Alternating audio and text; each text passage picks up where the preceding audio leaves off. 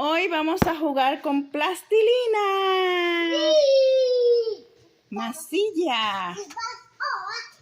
¿Cuántos colores tenemos? 1, 2, 3, 4, 5, 6, 7, 8, 9, 10, 11, 12. 12. Entonces son 12. Vamos a ver cuáles son los colores que tenemos. Purple, brown, white, blue, orange, red, green, Pink. yellow, black, blue, orange. Aquí tenemos 2 colores. ¿Qué es lo primero que vamos a hacer? No, eso. ¿Qué es eso? Gingerbread. Un gingerbread. Vamos a ver. ¿Dónde está el gingerbread? Ahí. Ahí.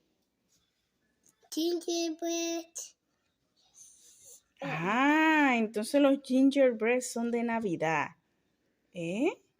Sí.